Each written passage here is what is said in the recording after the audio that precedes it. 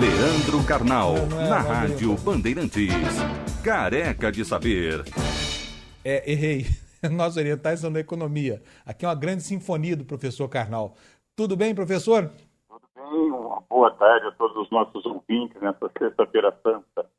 Professor, estou falando aqui com a Thaís, que eu acho que uma boa metáfora para construir assim, em relação a essa coisa toda que a gente viu, esse lixo que escorre da seara da política, é a imagem do empresário corruptor como o traficante e do político como viciado na droga do dinheiro. Não é para desculpar ninguém, falar, não, é uma doença, não sei o que mais, porque é lógico que é falta de caráter, de brio, de, enfim, cultuar valores republicanos, mas na verdade é o seguinte, no Brasil a exceção virou a regra, né, pelo que se viu. A política se faz pela via torta da corrupção mesmo. E como disseram os corruptores aí, Marcelo Odebrecht, o pai dele, essa coisa toda, não há político no Brasil eleito sem caixa 2, pelo menos, que já pressupõe um crime por trás. Eu queria saber do senhor se sempre foi assim e se sempre será assim, se a sua bola de cristal permitir antever. Nós sempre convivemos com a corrupção, ela adquiriu níveis maiores, até porque o Brasil... Espera aí que nós estamos outra vez com problema de comunicação com o professor Carnal, vamos refazer a ligação, porque a conversa hoje é bem importante. Afinal de contas, né, Thaís? Todos estamos desorientados, pasmos e chocados com o que a gente tem visto por aí. Aliás, hoje é sexta-feira da Paixão, né? Isso. Sexta-feira da Paixão tem maleta voando por aí? Normalmente não, ou a corrupção não paga nas sextas? Por quê? Porque, hoje a gente tem aqui a informação de que as propinas, havia uma espécie de código, não de ética, né? Mas o código de fazer a propina funcionar. E elas eram pagas naquelas mochilas que, de forma geral, carregavam 1 milhão, mas que com um jeitinho dava para até colocar 2 ou 3 milhões, alguns relatores falaram, elas eram pagas de terça, quarta e quinta-feira. Nunca de segunda e sexta. Por quê, hein, Thaís? Porque de sexta-feira, segundo um dos relatores, o pessoal enchia a cara, cachaçava. E aí depois não ficava no registro daquele que tinha recebido a mochila o recebimento da respectiva. E na segunda-feira também não gostavam de pagar, porque o pessoal exagerava no final de semana, bebia muito e na segunda estava todo mundo estragado. Então não era um bom dia também para a entrega daquela mochilinha preta, seja, sabe? pro cara esquecer que recebeu uma mochila contendo 1 milhão pelo menos dentro, ele tem que tomar um goró danado, hein? Hein, professor Carnal?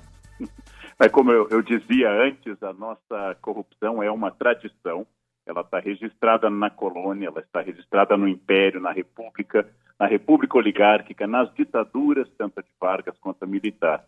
O que aconteceu é que a impunidade e o próprio crescimento da riqueza do Brasil, o Brasil chegou a ser a oitava economia do mundo, ele aumentou muito os valores e grandes empresas como a Odebrecht profissionalizaram a questão. E no momento que profissionaliza, a goela vai crescendo, como disse um dos delatores. Agora, você tocou num ponto, Fábio, muito importante. Tudo que é humano pode ser transformado. Nós tínhamos fraudes eleitorais gigantescas no Brasil. Na República Velha, Borges de Medeiros chegou a ser eleito com mais votos do que tinha o estado do Rio Grande do Sul de habitantes. Nossa Senhora! Nós tínhamos fraude eleitoral enorme. Essa fraude foi reduzida a níveis muito drásticos. As urnas eleitorais brasileiras se tornaram, apesar das críticas, referência, foram vendidas para o Paraguai, foram vendidas para a eleição do Equador e são importantes. Então, é para dar um exemplo de que tudo que é humano, o não uso de cinto de segurança, a violência contra as crianças, o analfabetismo, a corrupção, tudo que é humano pode ser transformado. Então, é para acabar com aquele fatalismo, sempre foi assim. Sempre se morreu de varíola, até que a varíola foi considerada oficialmente extinta pela Organização Mundial de Saúde, primeira e única doença da espécie humana que nós extinguimos. Então, tudo pode ser resolvido pelo ser humano. Nós estamos no meio de um processo doloroso, sujo, catártico, de resolver ou pelo menos diminuir a corrupção, de forma a torná-la episódica e não estrutural, como ela é em todos os países, episódica. Em todos os países do primeiro mundo ou transparentes, ela ocorre. E quando ocorre como a presidente da Coreia, é um escândalo, a pessoa é afastada e é deposta. Entre nós, ela virou um instrumento tradicional. E nós estamos no meio desse processo. Eu vou voltar a dizer o que eu digo insistentemente vejo muito otimista nesse momento, porque isso nunca tinha sido feito. Nunca tínhamos tido tal ocupação com a corrupção. Se tiver que caçar 1/3 do Senado, se tiver que depor 9 ministros, se tiver que prender todos os ex-presidentes, que assim seja.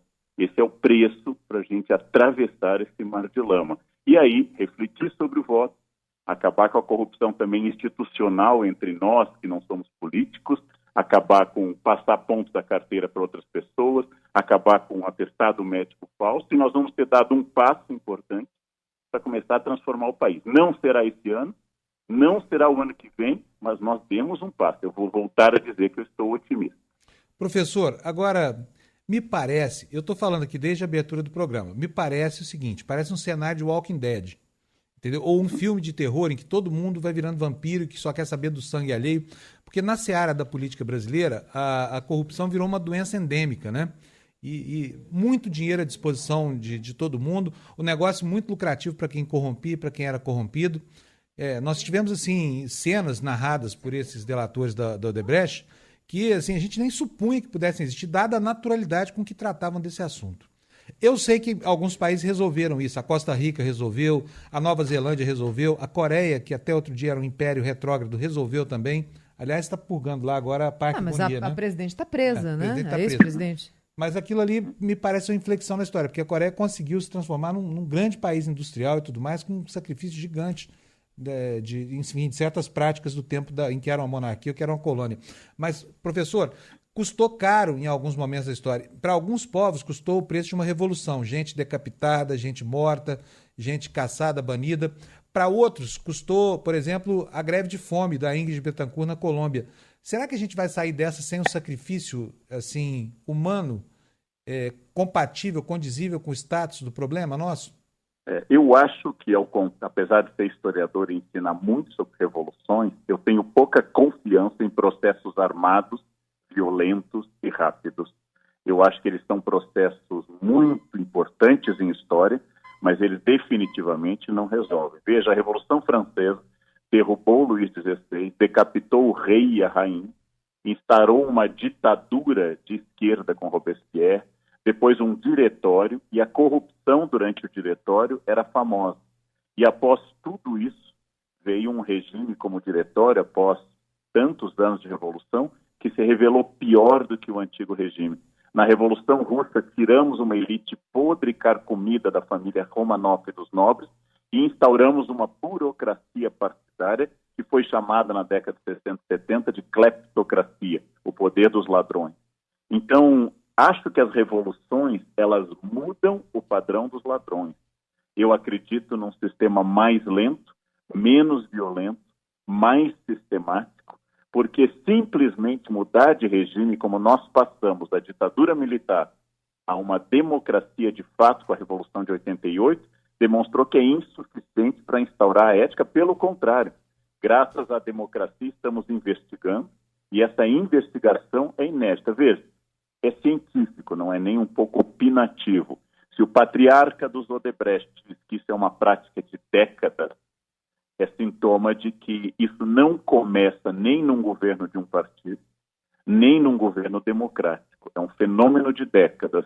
Agora, o que aconteceu? Pela primeira vez, nós começamos, de fato, a tratar da questão. É uma casa, como eu disse ontem à noite na televisão, que não era faxinada desde 22 de abril de 1500. O que está saindo é água podre. O que está saindo é uma água muito podre. Nós precisamos de uma renovação imensa da elite política brasileira. Houve um declínio brutal do padrão dos políticos brasileiros, aliás, um declínio generalizado das elites. E as elites econômicas do Brasil estão sem um projeto de nação. É preciso um projeto de nação também das elites econômicas, das forças sociais que não sejam de elite. É preciso um projeto de país que não é colocar um pato na frente da Fiesp. É preciso um projeto de nação que não é só fazer uma manifestação que pode ter o seu efeito, o seu significado, mas um projeto como em determinado momento, sem defender esse projeto, houve da elite cafeicultora, na figura, por exemplo, de um Eduardo Prado, ou na figura mesmo à esquerda de um Caio Prado, elites cafeicultoras.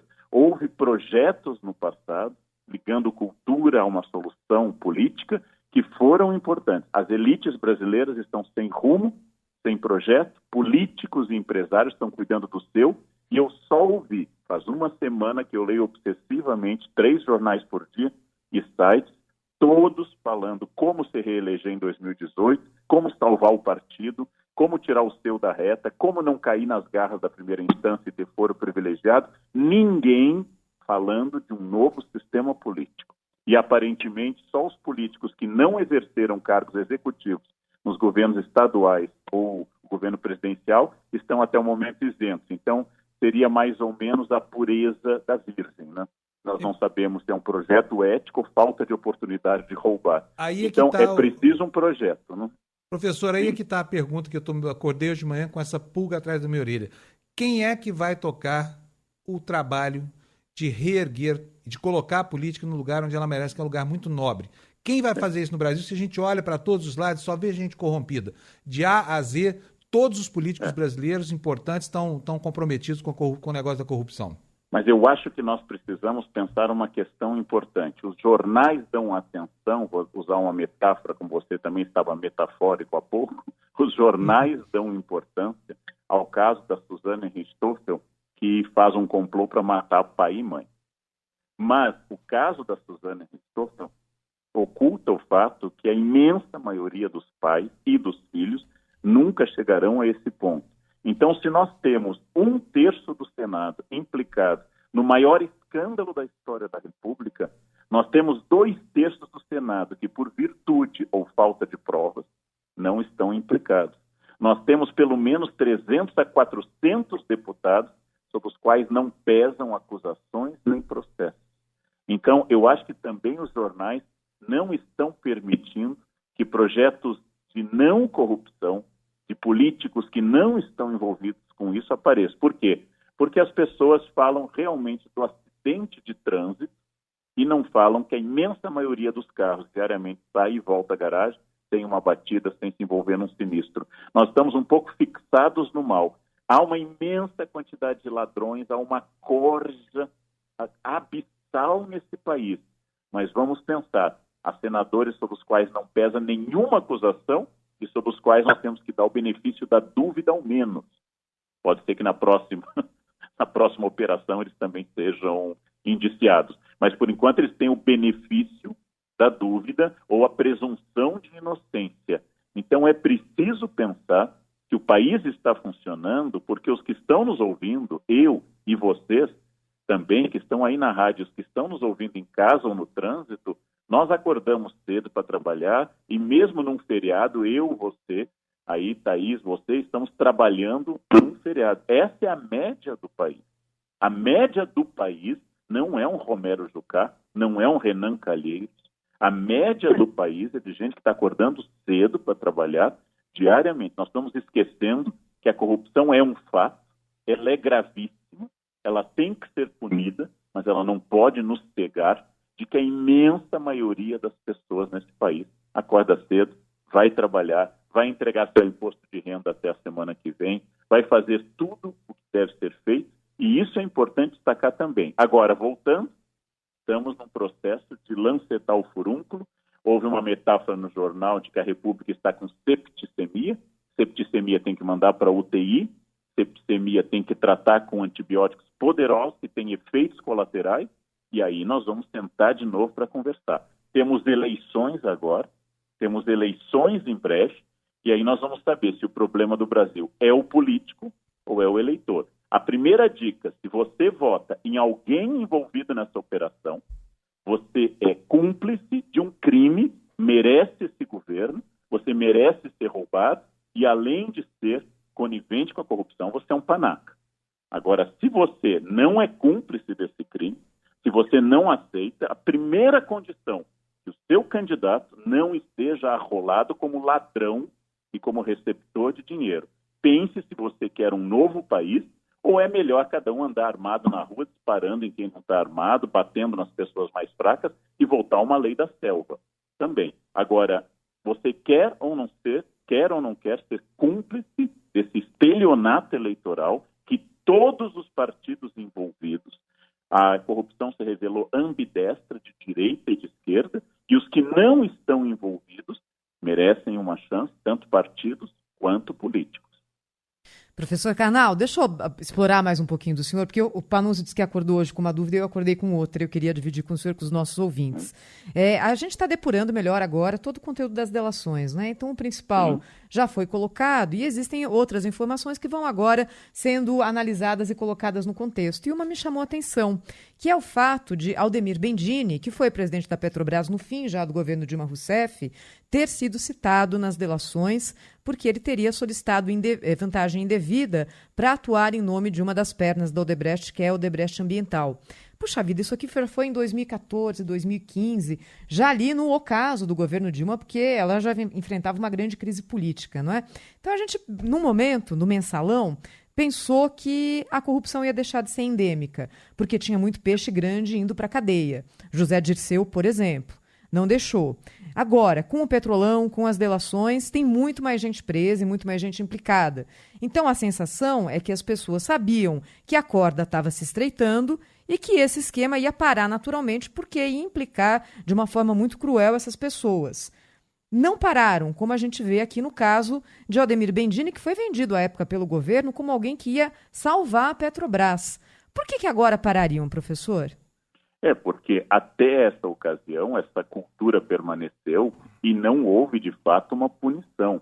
Lembrando que há uma acusação que Zé Dirceu, nos novos processos nos quais foi implicado, ele teria negociado já condenado pelos primeiros processos.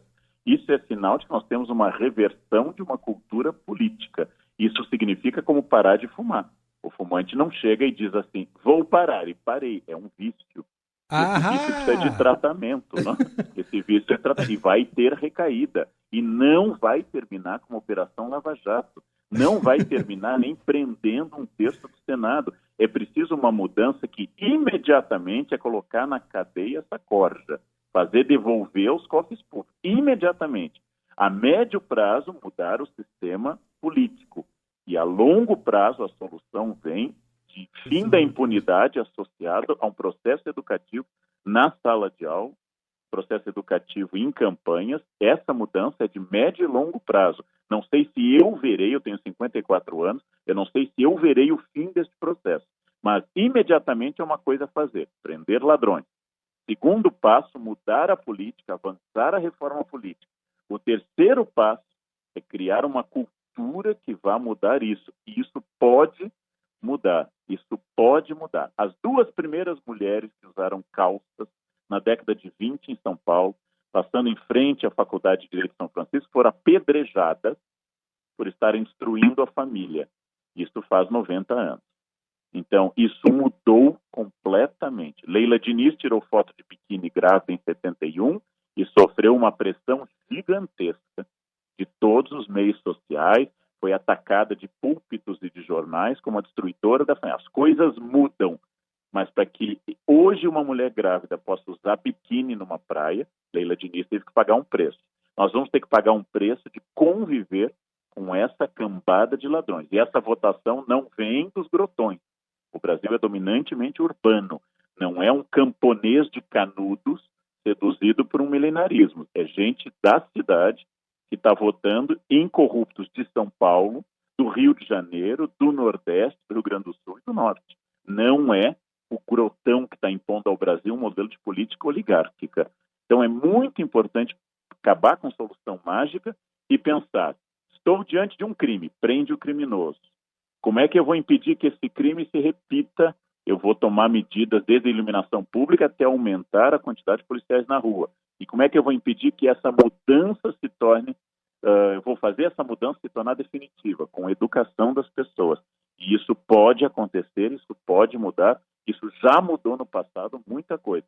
Tem que tirar da cabeça a magia de que nós vamos simplesmente piscar e amanhã o Brasil será ético. Olha, eu queria muito que o senhor lesse lá no meu blog meu texto de hoje, viu, professor?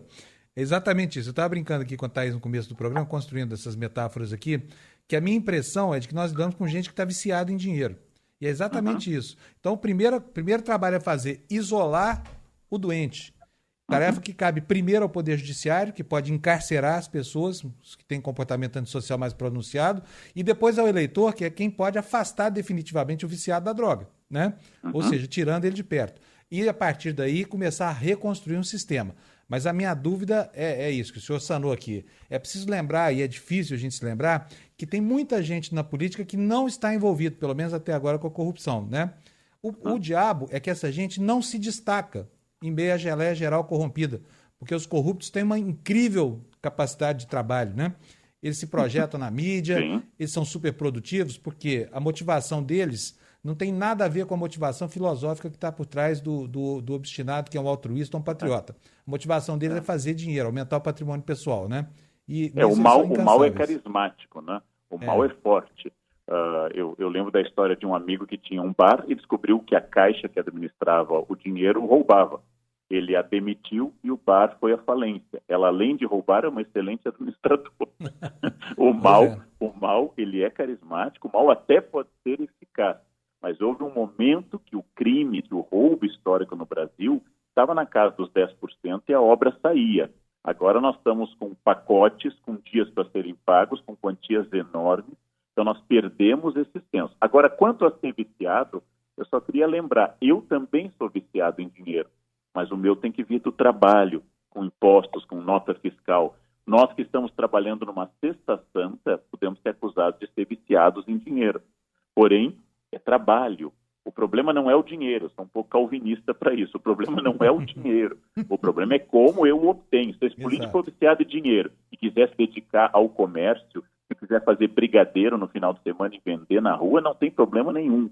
O problema é querer o dinheiro do trabalho alheio. E hoje, quando se discute se corrupção escolar, de verba pública de escola e de saúde, deve ser crime hediondo, eu acho isso muito importante, porque está matando gente e eliminando o futuro. Porém, pedofilia, tortura, sequestro são crimes hediondos e isso não impede que ocorra, mas pelo menos a punição melhora, né? Muito bom, professor. Olha, boa Sexta-feira Santa para Vossa Excelência. Estou aqui jejum estudando patriótico. E está passando uma procissão aqui na minha rua. Já tem a procissão do Senhor Morto agora. Eu sugeriria ao senhor que fosse atrás e rezasse um pouco, porque todos nós somos pecadores, né? De certa medida. Somos muito pecadores, mas eu já fiz esteira hoje. A procissão. eu vou deixar, vou vê-la. Já pagou, né, professor? Daqui. Tá bom. Meus Eu vou pecados fazer já foram na esteira hoje. Vou purgar meus pecados mais tarde um pouquinho. Olha, um abração, viu, professor? Um grande abraço para o nosso ouvinte também. Até Tchau, logo, boa Páscoa. segunda.